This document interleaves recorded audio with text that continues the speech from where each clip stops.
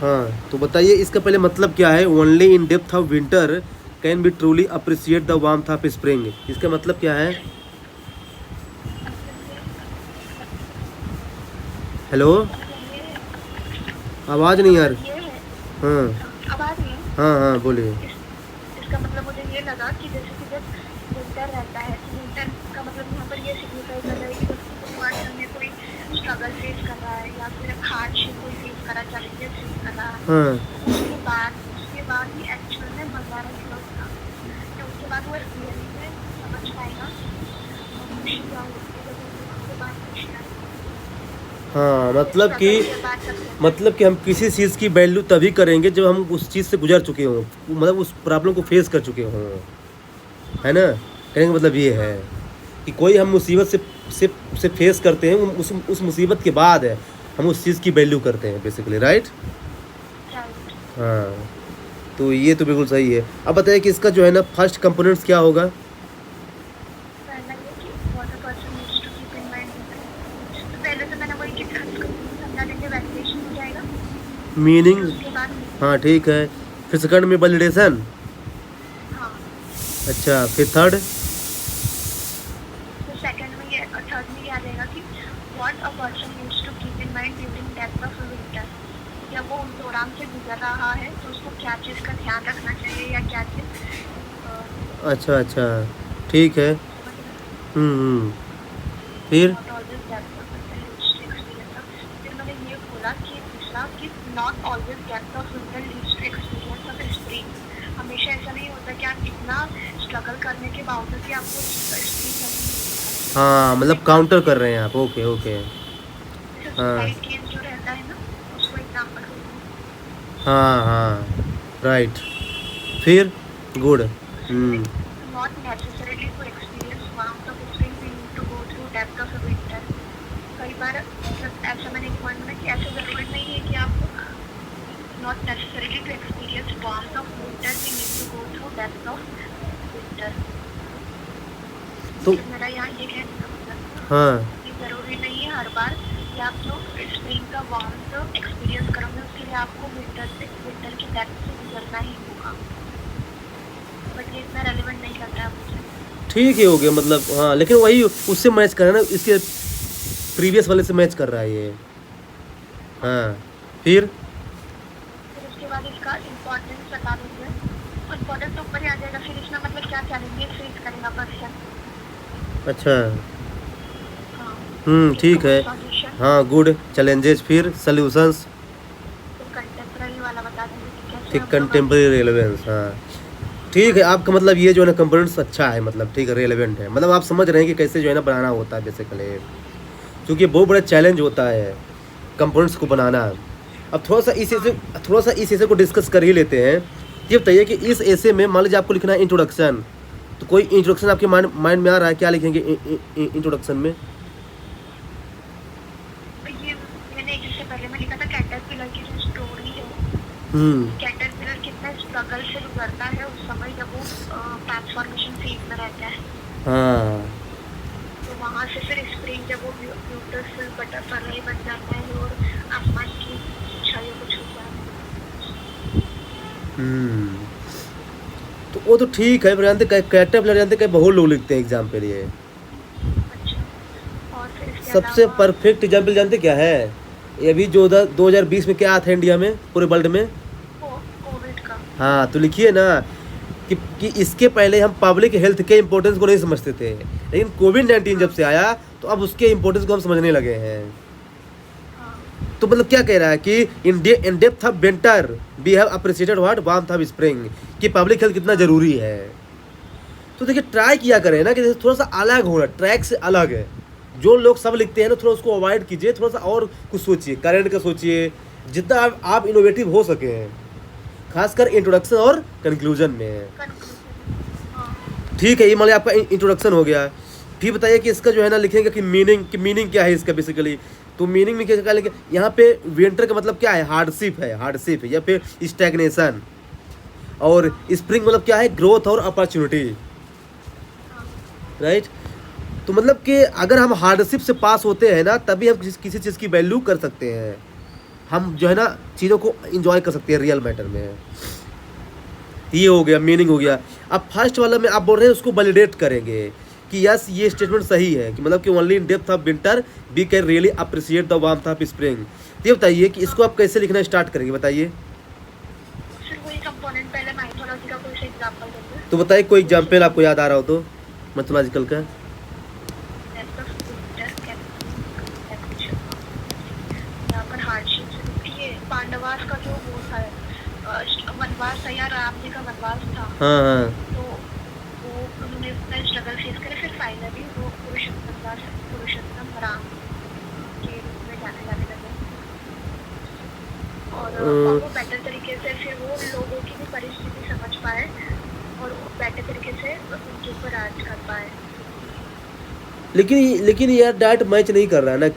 Warmth of spring कैसे उन्होंने experience किया है, ये तो ठीक है उन्होंने स्ट्रगल फेस किया है, लेकिन बोल रहा कि कैन बी अप्रिशिएट है। अप्रिशिएट उन्होंने क्या किया फिर?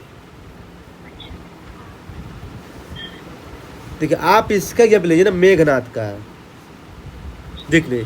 इसने क्या है ना, पहले है ना भगवान राम को एक जो है ना मानव समझता था कि वन में भटकने वाले मानव, लेकिन जब लक्ष्मण से लगातार हार गया ये मेघनाथ, तब बोलते कि नहीं वो भगवान का नारायण का अवतार है लक्ष्मण।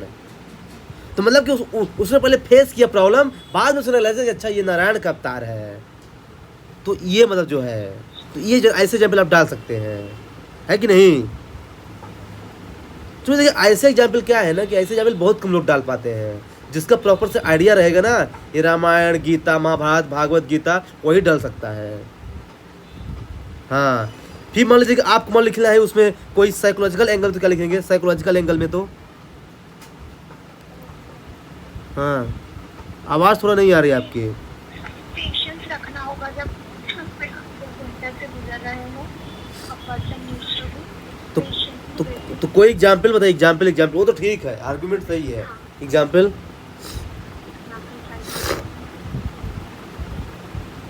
हाँ वो वाला जो एसिड अध्यक्ष वुमन है ना लक्ष्मी अग्रवाल, हाँ तो उन्होंने जब वो स्ट्रगल फेस करा उसके बाद वो बहुत अच्छे से समझ पाई कि ऐसे सर्वाइवर को क्या प्रॉब्लम फेस करनी पड़ती है। She is running for that. हाँ ठीक है लिख सकते हैं, गुड। या फिर आप ये लिख सकते हैं ना मलाला यूसुफजाई का, उसको शुरू में गर्ल्स एजुकेशन से डिनाई किया गया था, बाद में उसने उसको फील किया और गर्ल्स एजुकेशन के लिए काम किया, बाद उसको नोबेल प्राइज मिला। तो आप ये भी लिख सकते हैं। आप बताइए कोई हिस्टोरिकल एग्जाम्पल बताइए, कोई हिस्टोरिकल एग्जाम्पल बताइए। हिस्टोरिकल 1857 का रिवॉल्ट यहाँ पर डाल सकते हैं कि जब इतना स्ट्रगल हुआ। हाँ तो हमने जो है ना जो गुलामी थी, जो स्लेवरी थी, हमने उसको फेस किया, तब बाद में क्या है ना कि हमने जो है ना रियल फ्रीडम को रियलाइज किया है। हाँ ये आप लिख सकते हैं, गुड है। या फिर आप स्कूल दीजिए यार, नॉन अलाइनमेंट मूवमेंट है। जब इंडिया आज़ाद हुआ तो उसको पता चल गया भाई कि अब हम किसी के साथ नहीं जाएंगे भाई, न यूएसए न यूएसएसआर के बीच, क्योंकि हमने गुलामी की जंजीरों को झेल चुका है। उन्होंने बोला कि नहीं भाई मैं नाम के साथ जाऊँगा, स्ट्रेटजिक ऑटोनॉमी। तो अभी ये भी डाल सकते हैं यहाँ पे। हाँ कोई इंटरनेशनल लेवल पे जैसे मान लीजिए डाल दीजिए कि यूएसए में सिविल राइट्स मूवमेंट कब स्टार्ट हुआ, जब वहाँ रेशियल डिस्क्रिमिनेशन स्टार्ट हुआ तब है। ये भी डाल सकते हैं यहाँ पे। देखिए हर एंगल में लिखना है आपको, इंटरनेशनल नेशनल। जैसे मान लो कोई ये बताइए कोई जैसे पॉलिटिकल में बताइए कोई एग्जाम्पल पॉलिटिकल में। स्ट्रगल फॉर वो वाला लोकपाल लोकायुक्त बिल का करप्शन से इंडिया जो है वो कैंपेन हुआ, एक्सपोज करप्शन। उसके बाद से धीरे-धीरे एप्लीकेशन ऑफ करेंसी इम्पोर्टेंट है, जैसे लोअर एसी या फिर लोकपाल और एक इंडिपेंडेंट इंस्टीट्यूशन करप्शन को टैकल करने के लिए।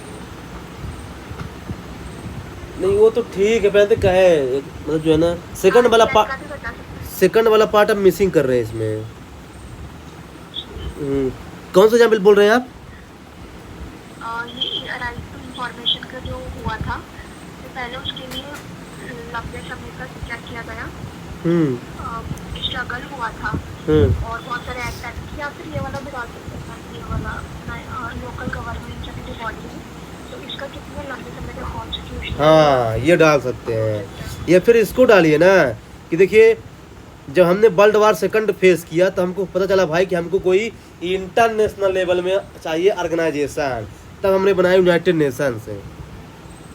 तब हमने फिर से कि हाँ कितना ज़रूरी है कोई ऑर्गेनाइजेशन जैसे IMF, वर्ल्ड बैंक। जब हमने फेस किया प्रॉब्लम वर्ल्ड वार सेकंड तब हमने बनाया है। तो ये भी आप डाल सकते हैं, ये पॉलिटिकल एंगल में हो जाएगा। फिर बताइए कोई इकोनॉमिक एंगल में।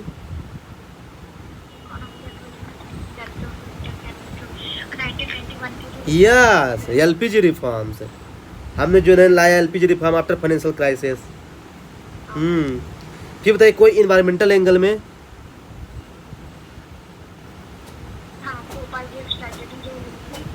हाँ हाँ, ये फिर ये डाल ना एनर्जी क्राइसिस जो है ना led to birth of International Solar Alliance by India, ये भी डाल सकते हैं यहाँ पे। तो देखिए मैं आपको बता रहा हूँ कि कैसे देखें इन्वायरमेंटल, पॉलिटिकल, सोशल, इकोनॉमिक, और कैसे उसको एक्सप्लेन करना, आपको ये भी बता रहा हूँ। जो एग्जाम्पल सेट ना हो उसको हटा दीजिए।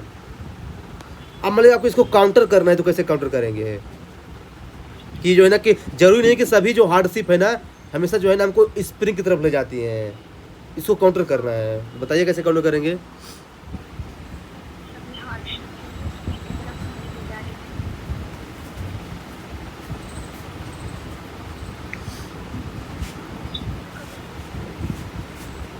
देखिए जानते क्या लिखिए, देखिए जरूरी नहीं कि जो लॉन्ग टर्म सफरिंग हो ना वो हमेशा लोगों को जो है ना प्रोग्रेस की तरफ ले जाए, वो आदमी को ब्रेक भी कर सकता है, इनस्टेबल भी क्रिएट कर सकता है। जैसे एग्जाम्पल बताऊं, middle east, Syria, they always in suffering situation, और अभी भी सफ़र ही कर रहे हैं। वहाँ पे स्प्रिंग कभी नहीं आएगा, ना अभी तक आया है। देख लीजिए हमेशा वो इनस्टेबल रहता है। सीरिया मिडिल ईस्ट हो गया, इजराइल, पैलेस्टीन, हमेशा इनस्टेबल रहता है। वहाँ स्प्रिंग कब आएगा? कभी नहीं आ रहा है। तो जरूरी नहीं कि हमेशा जो स्ट्रगल है, सफरिंग है, हमेशा स्प्रिंग की तरफ ले ही जाए, ये जरूरी नहीं है। आप समझ रहे हैं ना? हाँ, तो ऐसे एग्जाम्पल आप डाल सकते हैं। सीरिया का, मिडिल ईस्ट का, अफगानिस्तान का डाल दीजिए आप, म्यांमार का डाल दीजिए आप, बहुत सारे एग्जाम्पल हैं ऐसे। हाँ, पाकिस्तान का डाल दीजिए आप ऐसे। फिर बताइए क्या क्या चैलेंजेज आते हैं, है ना, कि मतलब हार्डशिप को फेस करने में, मतलब जो है ना, हाँ हार्डशिप को फेस करते हैं और तो क्या क्या चैलेंज आते हैं बताइए। What are the challenges?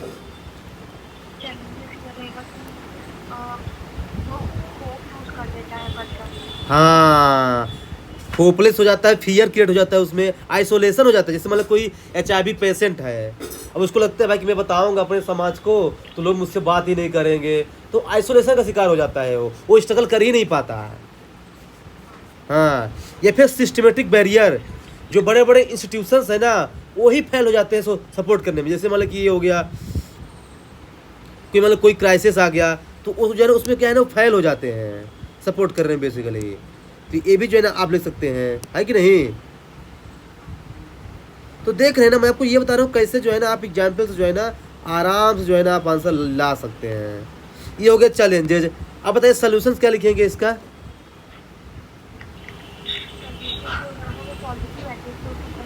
हाँ, और साइकोलॉजिकल स्ट्रेंथ, जैसे जापान, हर साल डिजास्टर आता है वहाँ, फिर भी जापान हर साल रिकवर कर लेता है।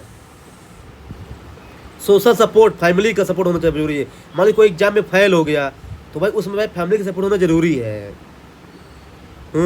या फिर इंस्टीट्यूशनल सपोर्ट, जैसे मनरेगा, इसको गवर्नमेंट लगातार सपोर्ट कर रही है।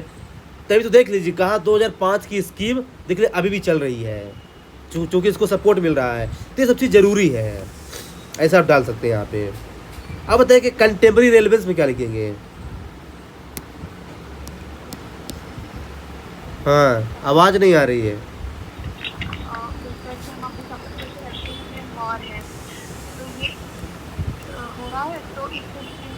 कभी हम इसको टैकल कर पाएंगे तो हम एक तीसरे वर्ग की तरफ जा सकते हैं। हाँ, जैसे कहा है जब कभी भी कोई भी ऐसे हो, चाहे जीएस हो, चाहे फिलोसफी, हाँ क्लाइमेट चेंज को जरूर पिक्चर में लाइए कि जैसे जो ग्रीन इकोनॉमी की तरफ हम लोग जा रहे हैं, क्यों जा रहे हैं? क्योंकि हमको क्लाइमेट चेंज से नुकसान हुआ है। हाँ, ये फिर न्यूक्लियर थ्रेट है, ये जो न्यूक्लियर थ्रेट बढ़ रहा है पूरे वर्ल्ड वाइड में, जो डिसआर्मामेंट की तरफ हम जा रहे हैं धीरे धीरे ना, यही उसका नतीजा है। न्यूक्लियर डिजास्टर ही है जो जापान में हुआ था। तो ये सब डाल सकते हैं, न्यूक्लियर डिजास्टर हो गया, क्लाइमेट चेंज हो गया, अनएम्प्लॉयमेंट हो गया, पॉवर्टी हो गया, हंगरनेस हो गया, ये सब जो है ना कंट्री रेलेवेंस ही तो है। हाँ, अब चलिए कंक्लूजन में क्या लिखेंगे।